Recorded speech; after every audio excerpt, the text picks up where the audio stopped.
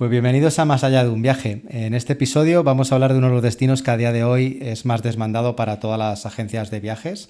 Yo creo que es el destino número uno en España actualmente y ese destino es Japón. Y tenemos con nosotros, para que nos ayude a entender mejor lo que es ese destino, a Hajime, traductor japonés-español y experto en Japón. Gracias por venir, gracias por acompañarnos hoy. Muchas gracias a ti por invitarme a esta mesa. Es un placer. La verdad es que cuando yo quería tener a alguien que pudiera acercar Japón de forma real a la gente, ¿no? A nuestros oyentes y clientes, no sabía muy bien por dónde tirar, pero sí que tenía claro que quería tener a una persona del país, pero que tuviera también un conocimiento claro de lo que es España, para que pudiéramos tener un poco los dos mundos juntos, ¿no? Y descubrirte a ti fue a través de un tercer contacto, yo estoy en un club que se llama Club of Course, y a través del Club of Course me dijeron, Iza, habla con Hajime, que va a hablar un fantástico de ti, es una persona encantadora, te va a ayudar y seguro que podéis hacer una colaboración interesante. Y aquí estamos. Pues nada, pues muchas gracias y un placer estar aquí contigo. Hajime, ¿tú cuánto tiempo llevas? Te hablo de tú, ¿no? Sí, por supuesto, sí. ¿Cuánto tiempo llevas en España? Pues llevo ya casi más de 44 años aquí en España, entonces soy casi más español que japonés. Pero nací en la ciudad de Osaka, en Japón. Y nada, desde los 3 años y medio aproximadamente, que es cuando llegué por primera vez a Madrid, pues siempre he vivido aquí en España. ¿Y cómo fue ese contacto? ¿Recuerdas cómo fue ese contacto cuando llegaste así pequeño y tus padres, la adaptación de unos japoneses a Madrid? ¿Cómo fue? Todo el mundo se sorprende porque cuando yo les digo que a todos mis amigos, conocidos, que todavía me acuerdo de la primera vez que llegué a España, me dicen sorprendidos, tenías 3 años y medio y te acuerdas todavía de lo que pasó entonces. Para mí fue un cambio bastante grande, entonces seguramente por eso recuerdo ciertas sensaciones, olores, colores, sonidos, ¿no? Que eran muy diferentes a los que hasta entonces había conocido. El olor de la llegada al aeropuerto de Barajas, ¿no? Ese olor de los años 80, que la terminal de Barajas olía a tabaco Ducados. Sí. Y es lo que todos los japoneses que vinimos en aquella época a España recordamos de Madrid como la primera impresión que una persona tiene, ¿no? El calor del verano madrileño, pleno mes de agosto. Y por eso me acuerdo, precisamente, porque fue mi primer viaje en avión, un viaje por aquel entonces de más de 23 horas, no es como ahora, que es un poco más corto, pero fue muy interesante y una experiencia vital muy, muy importante para mí. ¿Cómo era el viaje en aquellos momentos? ¿Cómo se hacía el viaje desde Japón? Yo salimos del aeropuerto de Itami en Osaka. Sí. Por aquella época no existía el aeropuerto de Kansai, porque el aeropuerto de Kansai que todo el mundo conoce se inauguró en el año 94, con lo cual pues año 81 no existía, solo existía el aeropuerto de Itami. Era Osaka-Tokio, vuelo nacional, y desde Tokio hasta Anchorage, anchoraje en Alaska, sí. Y desde Alaska atravesando el Polo Norte para llegar a Ámsterdam. Y desde Ámsterdam otro vuelo para llegar a Madrid. Madre mía. Toda una aventura. Ya te digo, sí. Esos eran esos viajes que cuando llegas hacia algún destino y ves esos aeropuertos que parece que no han evolucionado, ¿no? De hace 50, 60 años, y piensas, joder, en aquellos momentos viajar sí que tenía que ser algo totalmente rompedor y diferente, porque a día de hoy como que todo se ha acercado mucho, ¿no? Sí. A día de hoy tenemos un vuelo directo Madrid-Tokio fantástico con Iberia y Correcto. Que funciona muy bien y que nos conecta en, un vuelo largo, sí. Pero que de un tirón estamos en el otro lado del mundo, ¿no? Y sin embargo aquellas experiencias vitales de hace tantos años, a mí, en cierto modo, me da envidia, ¿no? El no haber vivido esa época de viajes de hace muchos años. Sí. Porque creo que sí que tenía que acercarte a lo que era un viajero de verdad, ¿no? Al descubrimiento. Eso es. Para mí siempre era una aventura y para mis padres seguramente mucho más. Llevando a 2 niños, es decir, yo que tenía 3 años y medio y mi hermana 1 año y medio. Tuvo que ser, volviendo atrás, pensándolo fríamente, tuvo que ser una cosa, en fin, toda una aventura y una, en fin, una experiencia increíble, ¿no? Seguramente. Sí. En aquella época los aviones también eran diferentes. Eran todo, bueno, aviones. A lo mejor era más cómodo, ¿verdad? Era más cómodo. Sí. Eso te puedo asegurar. Es decir, eran aviones con los asientos mucho más anchos, había menos plazas por asiento, eran los 747 de la época, Sí. y aunque aunque fuese clase económica, se iba muy, muy cómodo. Era en una economy que muchas business a día de hoy Correcto, todavía, efectivamente. Eso quitando es. que no se tumbaban los asientos totalmente porque eran un asiento reclinables a 100, 140, creo, algo así. Sí. Pero quitando eso, los asientos efectivamente eran como más cómodos, más mullidos, ¿verdad? Eso es. Yo antes las he visto en fotos, ¿eh? No, Sí. no los he visto nunca. Pues... Porque, bueno, tú y yo más o menos somos de una edad parecida, pero Sí. yo no viajaba en aquellos años Claro, a puntos tan lejanos, ¿no? Claro. Entonces, las fotos que ves son de eso, de unas clases aéreas. A lo mejor se cuidaba al cliente de otra manera diferente. Correcto, ¿no? eso es. Y nosotros especialmente que éramos pequeños, yo recuerdo que las azafatas, en fin, tanto si venías desde Japón como en los posteriores viajes, cuando volvía desde España a Japón, pues siempre las azafatas nos cuidaban mucho, ¿no? Incluso eso era un avión grande, con menos espacio, o sea, con menos butacas, perdón, Sí. menos asientos, pero te dejaban, parecía una guardería. O sea, había otros niños, jugábamos con otros niños, nadie nos decía nada. Podíamos repartir caramelos a los pasajeros, pero Sí. las azafatas iban explicando a los viajeros que bueno, que como éramos niños, que había que siguiésemos, que siguieran el juego, ¿no? Entonces era muy divertido. Sí, sin duda tenía que serlo. ¿Viajas mucho a Japón actualmente también? Sí, mínimo una vez al año, 2 veces al año, a veces para visitar a la familia. Todavía tengo familia por parte de mi madre que viven allí, y siempre ellos me dicen que regrese de vez en cuando a Japón, claro. ¿Ha cambiado mucho Japón en los últimos años? Yo creo que sí, ha cambiado, yo creo que para bien seguramente en muchos aspectos, y sobre todo, bueno, no sé si es por la mal llamada globalización o mundialización, como quieran llamarlos la gente hoy en día, pero yo creo que cada vez más los japoneses están más acostumbrados a salir de su espacio de confort para hablar con viajeros, personas extranjeras, gracias al boom del turismo, pero sobre todo por la mayor interconexión que hay entre mundos y entre países, ¿no? Antes, cuando yo era niño, en los 80, 90, quizá no era tan frecuente eso. ¿Por qué crees que Japón actualmente es un país tan querido por todo el mundo? O sea, que como que de repente todo el mundo quiere ir a Japón. Sí, yo tengo mi propia teoría también, y yo creo que en este sentido, ha influido mucho lo que nosotros en Japón nos gusta llamar el cool Japan, ¿no? Es decir, el Japón que mola, entre comillas, como diríamos vulgarmente, porque precisamente son aquellos productos culturales, gastronómicos, cosas que gustan a todo el mundo, que en un momento concreto de la historia de repente se produjo una especie de auge boom. También, insisto, con esta mal llamada globalización o mundialización, la popularización primero de la gastronomía japonesa, y en segundo lugar la popularización a finales de los 90, principios del siglo XXI, de la cultura popular japonesa. El manga, el anime, el cine japonés, los videojuegos sobre todo. Y yo creo que estos productos han sido los mejores embajadores para dar una imagen de Japón diferente, ¿no? Si hasta los años 80 la imagen de Japón era la imagen de una potencia económica, inversores, banca, alta tecnología, la cara más amable de Japón en los años 90, principios, primera década de los 2000, se ha ido conociendo en el mundo, y esto ha abierto muchas puertas seguramente.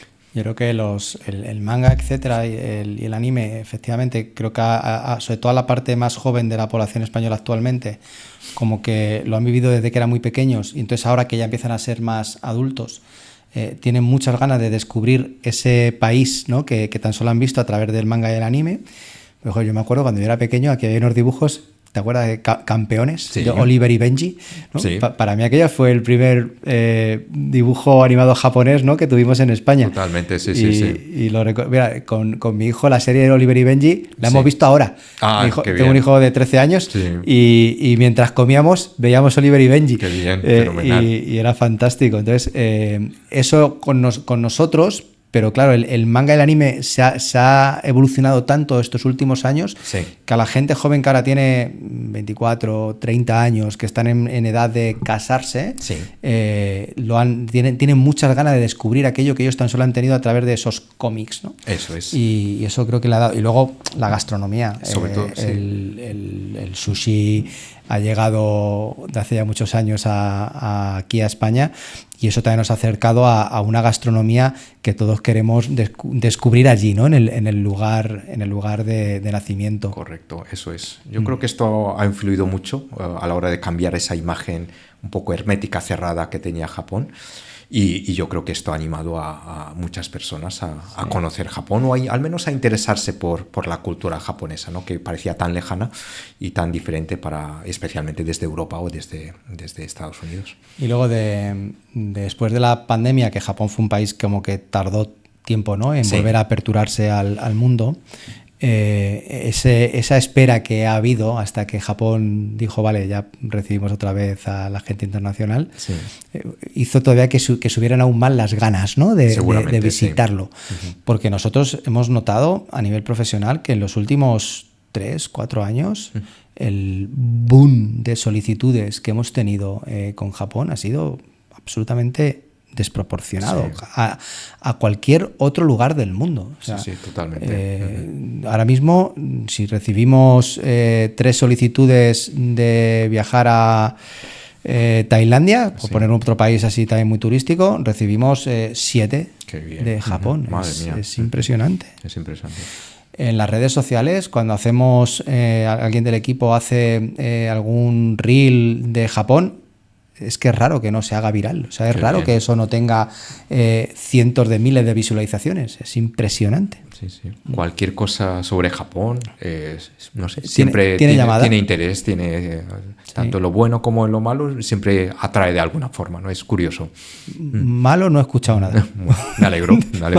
Bueno, ahora después hablaremos de otra cosa, pero malo no he escuchado nunca. Bien, me alegro.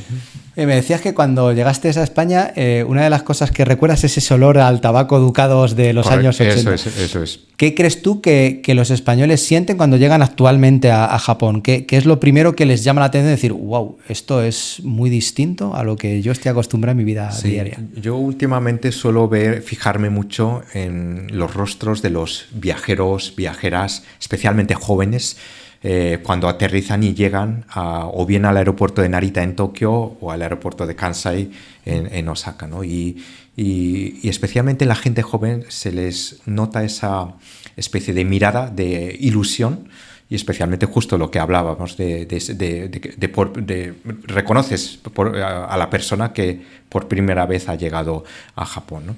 Y una compañera mía de trabajo me decía que si los japoneses identificábamos en aquella época a España con el olor al tabaco negro de Ducados, muchos extranjeros dicen que cuando llegan a Japón y pisan por primera vez el aeropuerto, huelen una especie de olor a tóner de fotocopia y goma, ¿no? Que es un poco el olor de los ascensores, de las instalaciones de los aeropuertos, ¿no? Que todo parece pulcro, impecable, moderno, tecnológico, aunque es una cosa normal, ¿no? Y que hoy en día, pero no sé, yo creo que es esa sensación de un poco de humedad ambiental y un poco, no sé, sensación de silencio seguramente, porque es menos ruidoso que quizá en otros aeropuertos, y un poco, yo al menos tengo esa sensación, cierto hermetismo hasta salir al exterior, ¿no? O sea, esa primera sensación al llegar a la terminal, yo creo que es bastante diferente, sobre todo el olor y un poco de cierto silencio y hermetismo que un viajero o viajera percibe al pisar por primera vez la terminal. ¿Y cuando sales fuera? Cuando sales fuera ya notas algo diferente, ¿no? Un poco, si es el aeropuerto de Kansai o Haneda en Tokio, notas un poco la brisa del mar, ¿no? Olor a a mar, olor no sé, cierto ambiente también igualmente húmedo, pero a la vez, no sé, cargado de otro tipo de sensación. El aire tiene otro sabor diferente, ¿no? Que es lo que muchos amigos me comentan, ¿no? Que no es España, que tiene un ambiente seco y percibes cierto frescor, pero cuando llegas a Japón ya percibes un aire quizá un poco más húmedo, un poco más denso, y algunos me han dicho, y más exótico, ¿no? Muy, muy diferente a España. Sí, al final esos países, islas rodeados de agua, ¿no? Y que el mar manda tanto también sobre el clima del lugar. Se nota también con esa llegada y con esa humedad que tienen los países, es cierto. Y en verano se sufre también un poco, ¿no? Porque sobre todo los que vamos de la zona interior de España, ¿no? Que estamos acostumbrados a un calor seco. Sí. Porque dices, hace calor en Japón, y dices, hombre, y en Madrid también hace calor, como tampoco hay tanta diferencia. En Madrid hace un calor enorme en verano, y dices, sí, pero ahora métele la humedad que tiene, Japón, ¿no? Eso es. Esa diferencia es importante a la hora de palpar un país, ¿no? Eso es, efectivamente. ¿Qué mito crees que no es cierto sobre Japón que tenemos los españoles? ¿Hay alguno que creas que hay que quitar? Yo creo que sí. Justo acabo de mencionar la palabra hermetismo, pero yo solo hacía referencia al espacio físico del aeropuerto. Pero mucha gente piensa que ese hermetismo espacial también es perceptible en el japonés medio. Es decir, persona japonesa o ciudadano japonés como una cultura hermética, cerrada, difícil de comunicarse.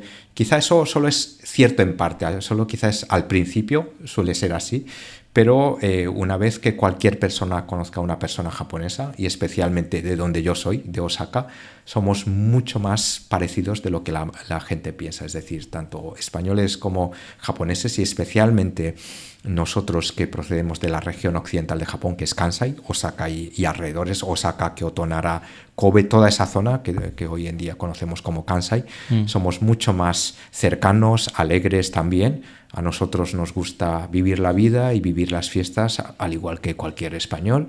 Y también nos gusta la cerveza bien tirada y fría. O sea que yo creo que el mito de Japón es cerrado y soso. A ver si es por eso por lo que lo sentimos también en casa cuando vamos los españoles a Japón, y es por la cerveza fría. Por la cerveza fría bien tirada. Que no es ninguna tontería, porque más de una persona me lo ha preguntado antes de viajar a Japón. ¿Sí? Sí, de cómo bebemos nosotros la cerveza. Sí, sí, es fría y bien tirada. Fría y bien tirada. A mí la cerveza japonesa, solamente conozco una, Sapporo.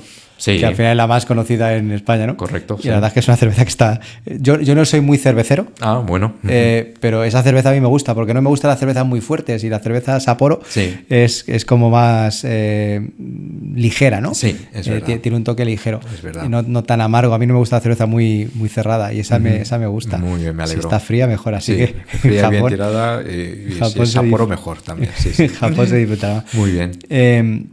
Hay una palabra en japonés que es omotenashi. Omotenashi, sí. Cuéntanos qué quiere decir omotenashi. Omotenashi significa hospitalidad, pero en su máxima expresión. Es decir, nosotros el omotenashi es cuando un invitado, invitada viene a nuestro hogar o a nuestras oficinas, o recibimos a esa persona en cualquier espacio, siempre intentamos darle la máxima hospitalidad, que se sienta como en su casa, que se sienta cómodo como si estuviese en cualquier espacio personal, y que no se sienta ajeno ni al espacio ni al entorno. Entonces, omotenashi es una palabra que nosotros le damos mucha importancia, y es un poco lo que tú, por ejemplo, hoy me has brindado a mí, ese omotenashi de recibirme, de venir a buscarme hasta la estación, de traerme hasta aquí, de recibirme, presentarme a tus compañeros de trabajo. Eso también es omotenashi para nosotros. Es decir, el máximo respeto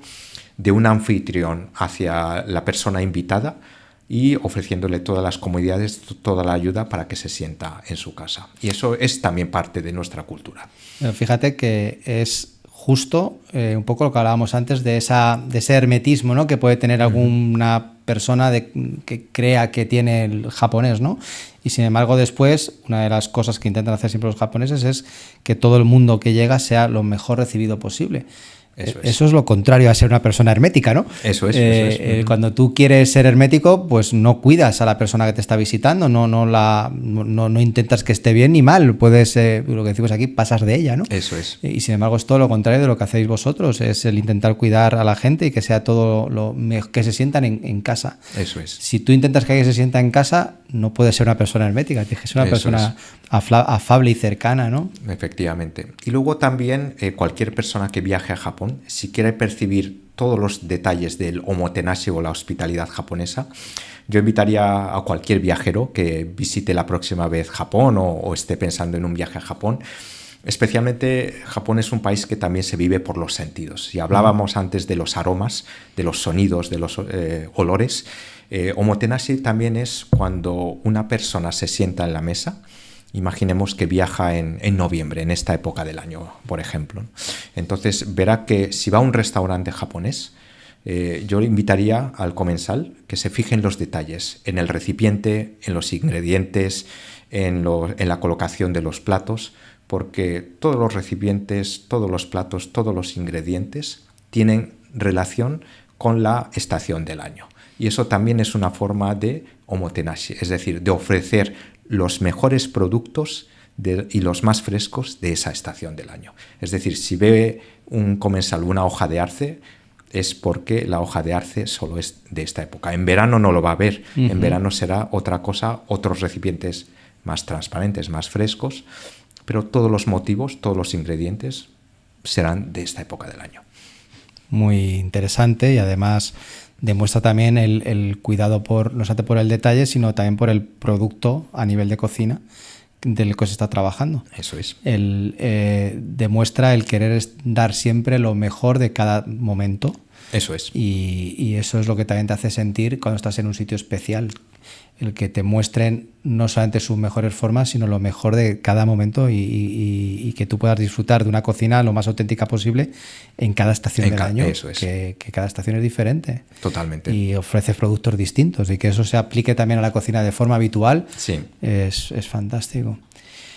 ¿Qué crees que diferencia a un viaje normal cuando se va a Japón de uno que realmente sea especial? ¿Qué es lo que haría el contrapeso a que realmente alguien diga, vale, he estado en Japón y he disfrutado de algo realmente diferente? Sí, yo invitaría a cualquier viajero que esté pensando en un viaje a Japón, más allá de conocer los típicos lugares, aunque son importantes para un primer viaje, conocer la gran capital que es Tokio, la antigua capital cultural imperial que es Kioto, por ejemplo, que son, digamos, los dos polos, ¿no? Modernidad, sofisticación, vanguardia, capital política y económica, frente a la capital cultural, tradicional, histórica de Japón.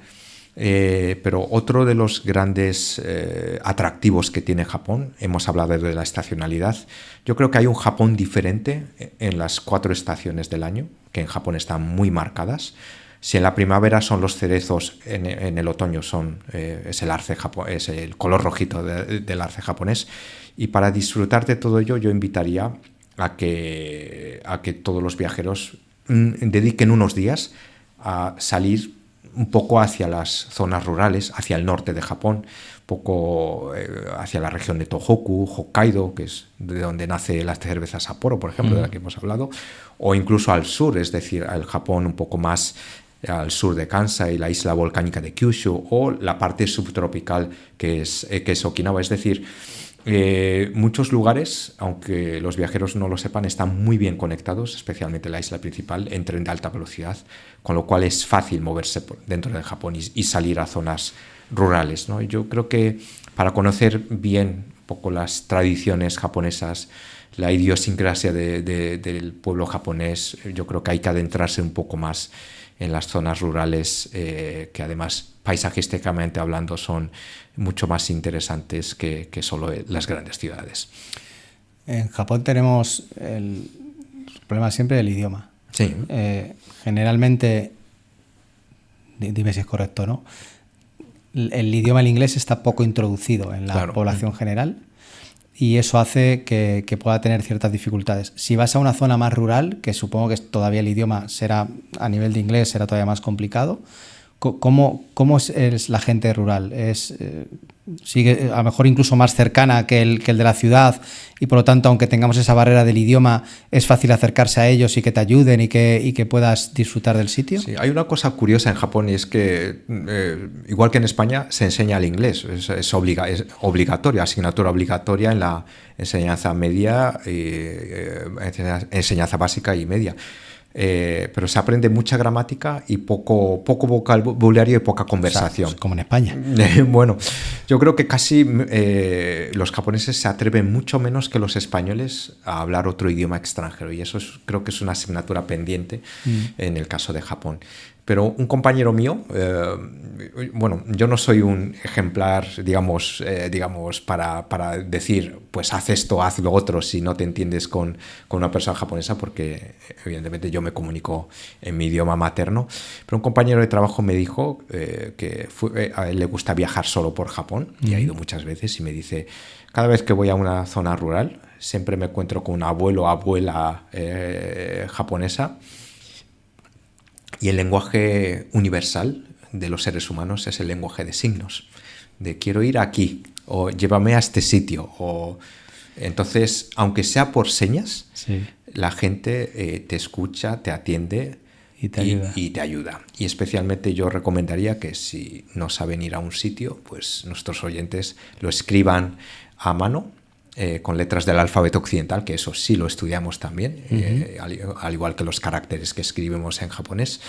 Entonces, nunca he tenido problemas, o me dijo este compañero, a la hora de viajar solo por Japón, aunque sean zonas muy, muy remotas. Siempre te van a ayudar, y siempre, aunque no hablen el mismo idioma, siempre te van a decir, ven, acompáñame, que eso es gesto universal en todas las culturas. Y muchas veces he oído, siempre me han comentado casos y me han acompañado hasta tal sitio, o me han llevado hasta la estación, etcétera. Tanto amigos, compañeros, siempre me han comentado ese omotenashi del que hemos hablado, y esa amabilidad japonesa. Él decía lo de las letras occidentales, ¿no? Que sí, están en todas las señales, en todos los metros, en las calles, siempre está puesto en japonés y en... Eso es. Y en inglés, ¿no? Para poder entenderlo. Efectivamente. Hoy en día es muy fácil moverse por Japón, porque toda la cartelería señalítica está escrito primero en japonés y después la transcripción fonética en letras del alfabeto occidental. En los trenes se anuncia primero en japonés, pero luego en inglés también. Entonces, yo creo que en ese aspecto es bastante fácil moverse por Japón. Siempre digo que hay que mirar arriba, porque los carteles están en la parte superior. Entonces, eso es muchos parejas, ¿no?, que contactan y que nos piden información sobre Japón. Nosotros recomendamos más los viajes, digamos, semi-organizados, que los viajes muy organizados. Tal vez por el tipo de viaje que nosotros más ofrecemos, pero no nos gustan los viajes súper organizados en grupos muy grandes, porque creemos que además el viajero tampoco se adentra en la cultura real del lugar. Sí. Y sin embargo, los semi-organizados, en los que a lo mejor sí, tú le metes, tiene una excursión en Tokio, en Kioto o en Osaka para poder descubrir con una persona local en la ciudad en la que está. Pero luego los desplazamientos entre ciudades, teniendo en cuenta que tenéis una alta velocidad fantástica, un servicio de autobuses también en algunos casos que funciona excelentemente bien y de muy buena calidad, les decimos, adentraros en esta opción de hacer Japón y descubrirlo un poco por vuestra cuenta, siempre con nuestras recomendaciones, pero por vuestra cuenta. Y el miedo suele ser, pero es que el idioma, no te preocupes, si está en inglés también lo vas a tener sencillo. Y si no, ya hoy en día con los móviles también hay aplicaciones, ¿no?, que tú le hablas en castellano, se lo traduce al japonés, el otro habla en japonés y lo traduce al castellano, o sea que es relativamente sencillo. Yo creo que es uno de los países que más fácil lo ponen para poder adentrarte y descubrir la cultura de una manera muy cercana. Sí, y también por parte de Japón, tanto muchos sectores de la población, especialmente quienes garantizan la seguridad vial, la seguridad urbana, policías, oficinas de información, hoteles, ya poco a poco la gente está más acostumbrada a hablar al menos inglés. Entonces, yo creo que esta es una de las cosas positivas de Japón en estos últimos años, que vemos que ha cambiado bastante. Hace 20 años, me decía una agente de viajes, también me decía que, claro, lo normal era que un viaje organizado, semi-organizado, el guía o la guía fuese de habla inglesa solo, porque no había guías en español. Hoy en día, aunque todavía son muy pocos, pero tenemos guías en español también, de habla hispana. El otro día hablaba con un receptivo en destino que nos decía que ya tenían ciertas dificultades para los servicios de guías en castellano en la temporada de Semana Santa, porque ya está prácticamente lleno. Y ella nos decía que como hay muy pocos guías oficiales japoneses que hablen castellano, empezaban a tener guías que no eran oficiales, pero que era gente que llevaba trabajando en turismo y en explicar el destino desde hacía ya mucho tiempo, porque que también son legales a la hora de trabajar dentro del turismo. Entonces no es un guía oficial porque no tendrá el título reconocido como tal. Correcto. Pero al final están teniendo que tirar de este tipo de guías no oficiales pero perfectamente viables para las excursiones, porque como el turismo de España ha subido tanto y sin embargo crece mucho más rápido el turismo que lo que el país da para poder formar gente que hable en ese idioma, ¿no? Entiendo que por ahí va el problema, ¿no? Eso es, efectivamente. Entonces, también en Japón tenemos muchas asociaciones de guías voluntarios que pueden ser estudiantes del idioma de castellano, que están de prácticas, o personas incluso jubiladas que han estado trabajando en España o en países de habla hispana, que voluntariamente, aunque no son guías oficiales, sí de vez en cuando pues ayudan a esta labor de acompañar al turista español para conocer determinados sitios o pequeñas visitas. Entonces, y esto ya existe desde mucho antes del boom turístico hacia Japón. Entonces, hay asociaciones de guías voluntarios, intérpretes, que se les puede contactar, bien sea en las grandes ciudades o en zonas un poco más remotas.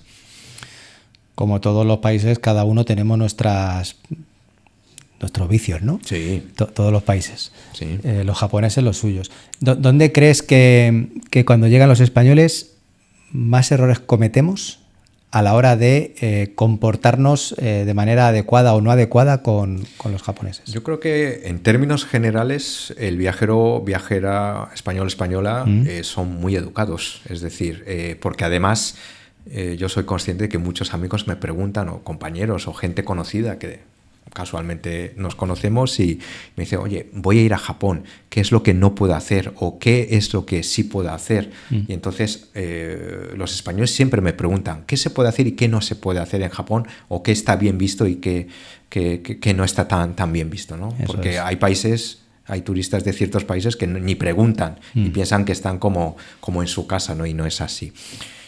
Hay pocos tabúes en Japón, es lo que yo quiero comentar, y esto es una palabra que siempre me lo decía un antiguo embajador que tuvimos aquí en España, y me decía: tú diles a los españoles que Japón es un país realmente con pocos tabúes, somos muy muy parecidos.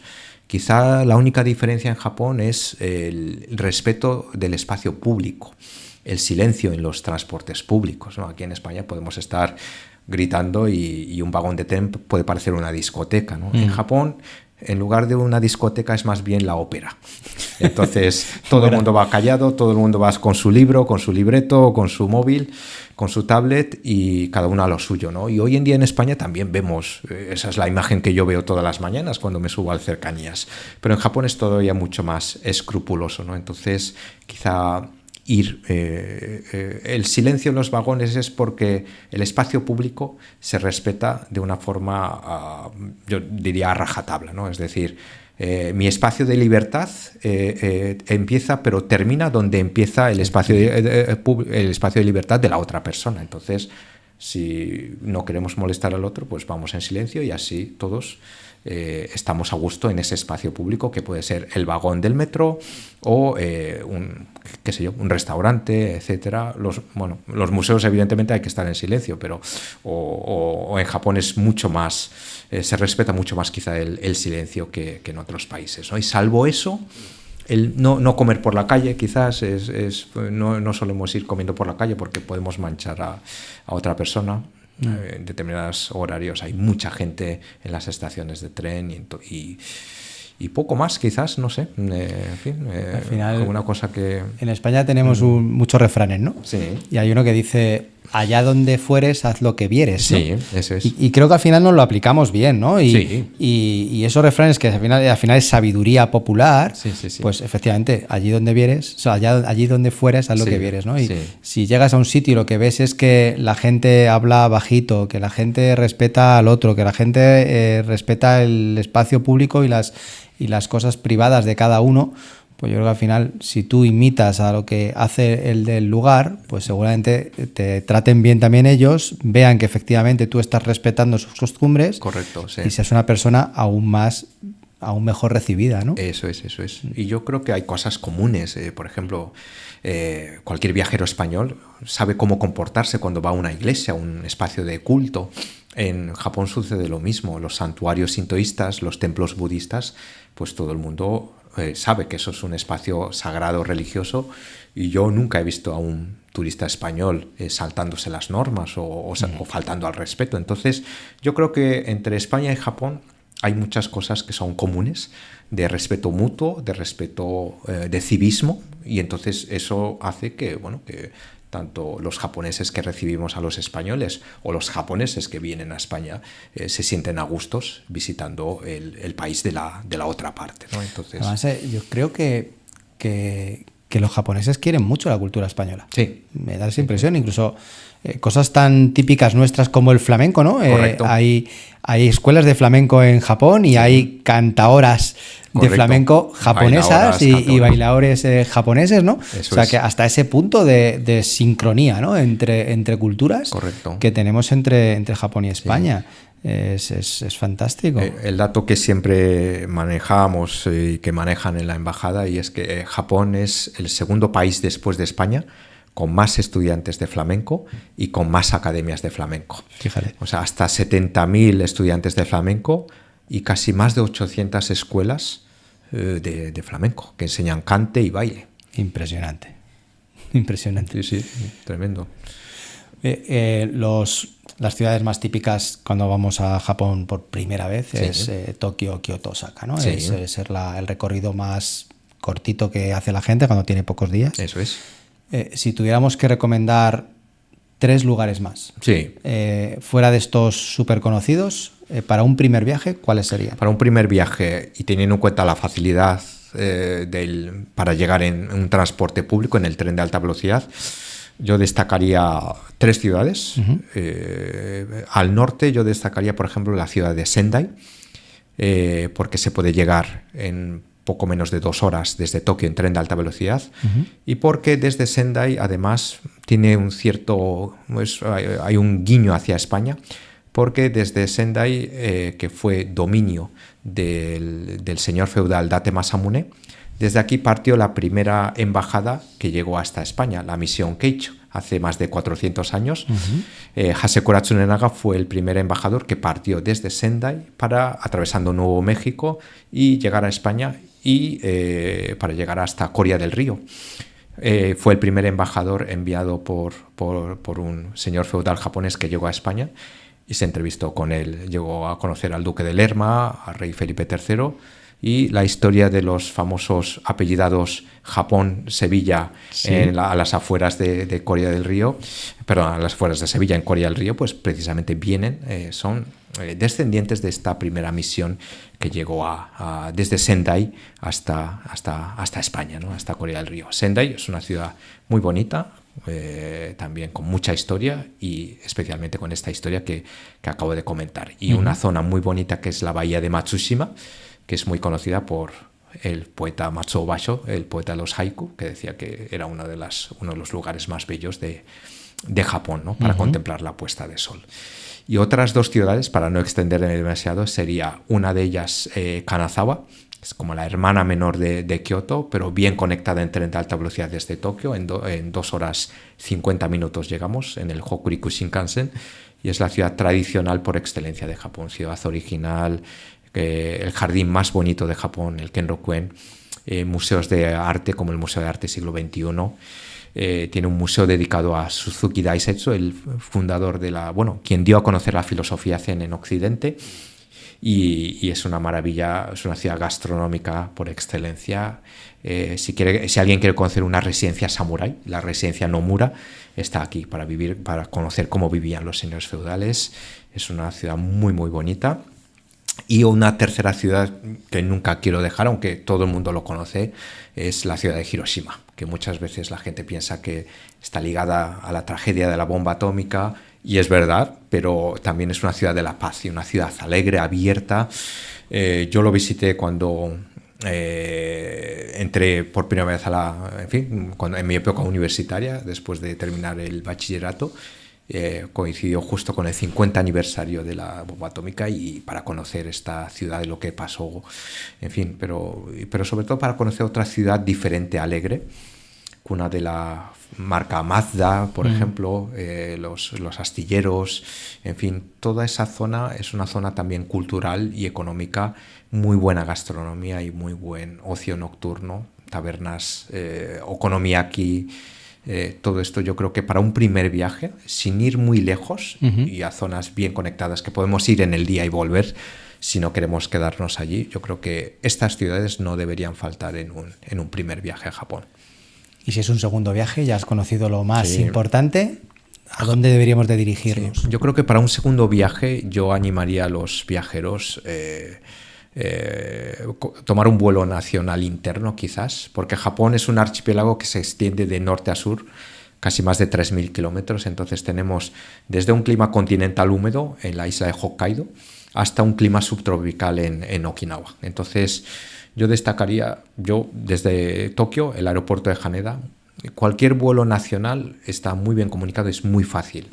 Hasta incluso es más barato a veces que tomar el tren de alta velocidad. Entonces, una recomendación mía personal sería Sapporo, por ejemplo, de la cuna de las cervezas Sapporo, la cervecera más antigua de Japón, pero sobre todo por los paisajes y parajes naturales que son completamente diferentes al resto de Japón. Paisajes de montaña, hacer alpinismo, trekking, actividades al aire libre en verano es una maravilla, porque Hokkaido es campos de llanuras, pastos, es como la despensa también de Japón, ¿no? Muy buen pescado, muy buen marisco, pero muy buenos productos agrícolas también, patata o remolacha, calabaza, etcétera, son una maravilla. Y quienes no quieran el frío en invierno o el frescor del verano, quienes quieran playa tropical o subtropical, las islas de Okinawa.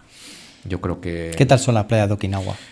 Hay que buscar, yo siempre lo digo a todo el mundo, igual que Bali, hay que buscar las playas, porque vas a Bali y piensas que en cualquier sitio hay buenas playas, pero Okinawa hay muy buenas playas, pero hay que buscarlas. Entonces yo recomendaría, si es en la isla principal de Okinawa, la parte norte de la isla, Yambaru, que es parque nacional, pero que es Patrimonio de la Humanidad por la UNESCO, y muy cerca al oeste, al noroeste, la isla de Sesoko es mi rincón favorito para una buena playa y con hoteles cercanos.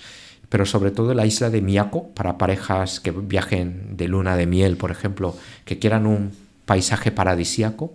Hay vuelo directo desde Tokio hasta Miyako sin pasar por la isla principal. Esa era la pregunta. Sí. Entonces hay muy buenos hoteles de lujo para todos los presupuestos, con lo cual yo creo que la isla de Miyako es una isla perfecta para perderse. ¿Cuál sería la mejor época para ir?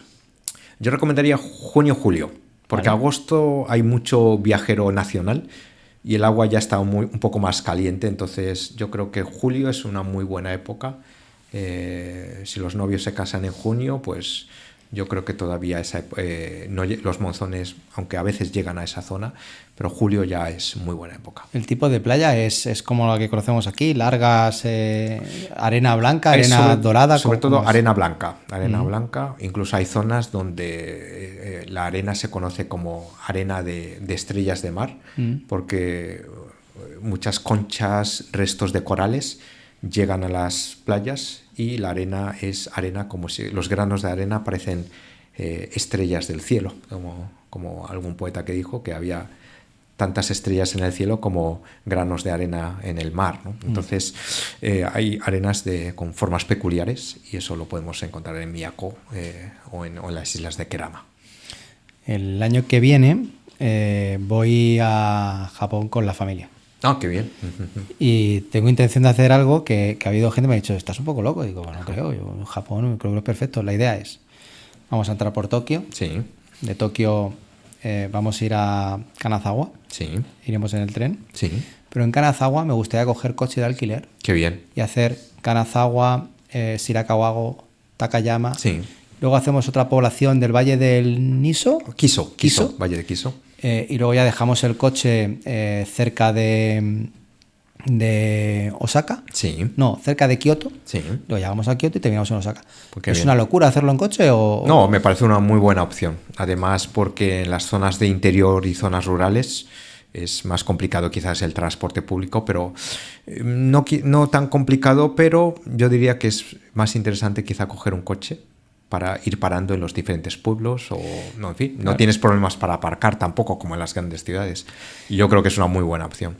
Es que nos gusta siempre investigar un poco más allá, ¿no? Sí. Y no ofrecer lo que se ofrece en todos los sitios. Y en todos los sitios al final es el Tokio o Kanazawa, el autobús de Kanazawa a Takayama vía Shirakawago, y ahí se queda, ¿no? Claro. Y digo, joder, creo que en coche, teniendo en cuenta que estamos en un país súper evolucionado como es Japón, súper respetuoso, que estoy convencido de que las carreteras están bien, los coches están bien, que la gente es respetuosa con el tráfico, con la manera de conducir. El único problema es que conducís al revés, ¿no? Por el otro lado, sí, por la izquierda. Pero bueno, los que ya hemos conducido en algún momento por la izquierda, no, tampoco es 10 minutos de aprendizaje, ¿no? Y Sí. cuando una vez que te haces, tampoco es un problema.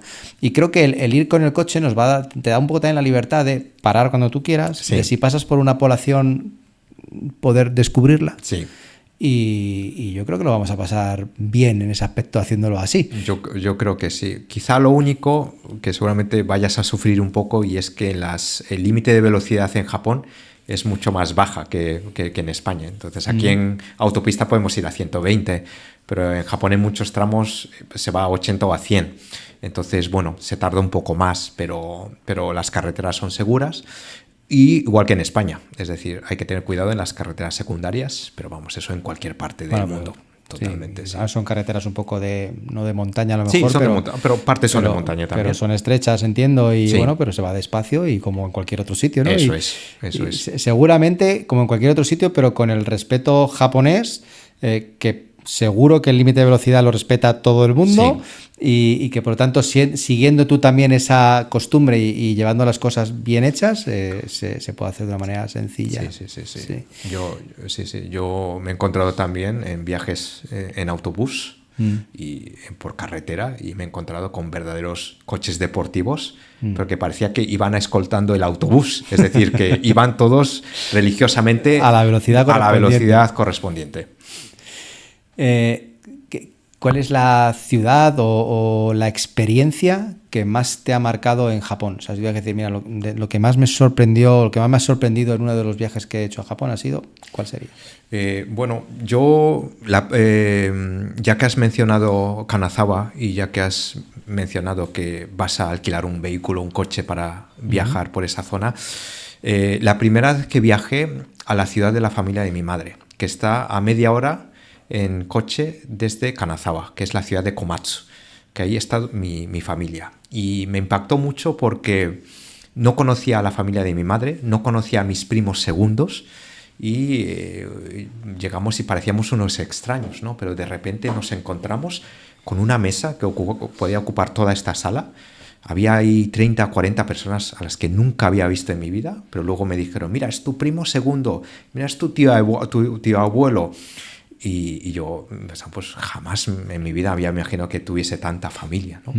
Y lo más gracioso de todo fue el omotenashi, porque en aquella época además era época de cangrejos, el cangrejo de Echizen, Sí, que es uno de los cangrejos grande. gigantes, que solo merece la pena visitar la ciudad de Komatsu para probar el cangrejo de Echizen.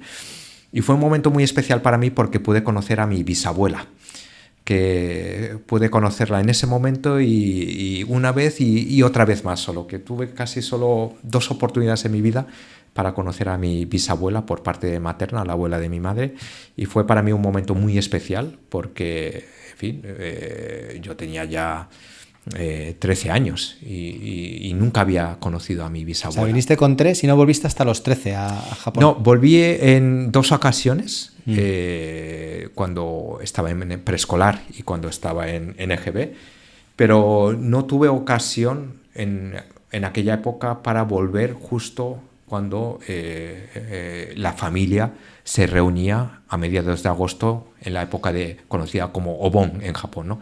Que es como, para que los oyentes nos entiendan, es como aquí Todos los Santos, el Día de Todos los Santos, que es cuando rendimos homenaje y nos acordamos de las personas que ya no están con nosotros físicamente.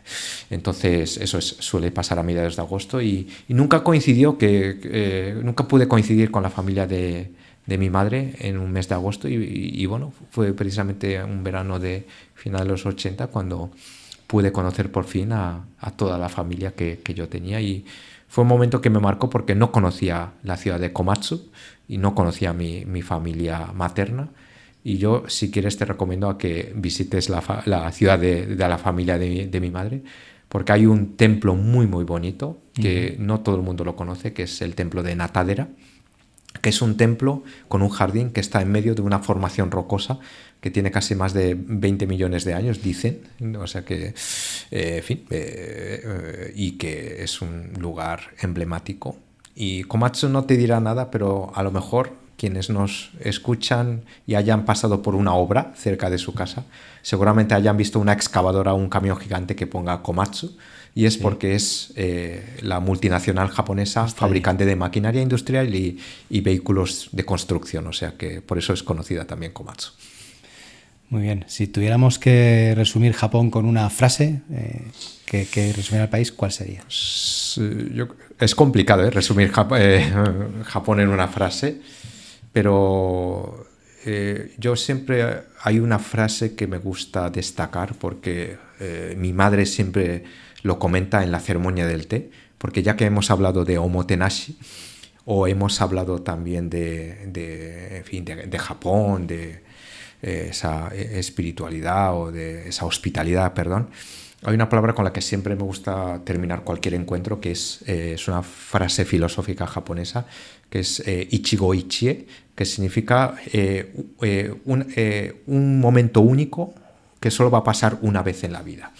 Es decir, que este momento que tú y yo estamos compartiendo en este podcast, podemos repetir el podcast en otro día, en otro momento, pero nunca será el mismo.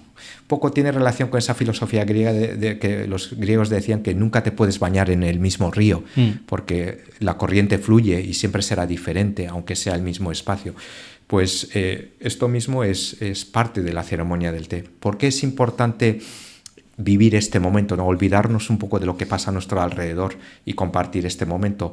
Este podcast, tú y yo y los compañeros de producción, es como si fuese una ceremonia del té, ¿no? Tú me has invitado a tu casa y estamos compartiendo este momento, ¿no? Y el anfitrión ofrece un té y todo el ceremonial, todo el ruido, todos los sonidos, todos los olores podrán repetirse, pero nunca será lo mismo, nunca será el mismo momento que estamos compartiendo ahora mismo. Con lo cual, siempre los viajeros verán un Japón diferente.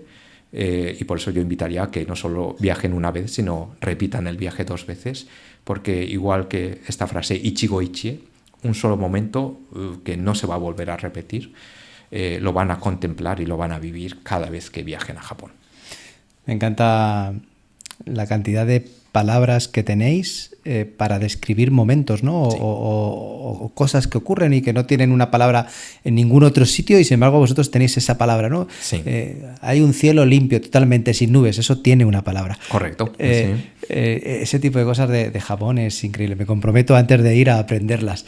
He intentado aprender algo de japonés, ¿eh? Qué bien. Estoy en ello. Estoy ahí con Duolingo dándole caña. Todo el mundo me recomienda Duolingo para hablar otros idiomas y yo creo que funciona bastante bien. Sí, seguro que de aquí a que llegue soy capaz de presentarme en japonés en algún sitio. Así que me comprometo a hacerlo antes de ir. Estoy convencido de ello y seguro que tú, que conoces bien nuestro país, yo creo que sí, no vas a tener ningún problema y vas a disfrutar viajando a Japón con la familia. Jaime, muchas gracias por acompañarme. Nos hemos dejado algo de comentar, Juan, así importante. No solo agradecerte esta oportunidad de hablar contigo y pasar el rato, y que todos los oyentes también, espero que disfruten y que se animen a conocer Japón. Que hayan aprendido algo será una satisfacción tanto para ti como para mí y seguro que lo hemos hecho. Muy bien, pues muchas gracias. gracias. Arigatou gozaimashita. Muchas gracias. Muchas gracias.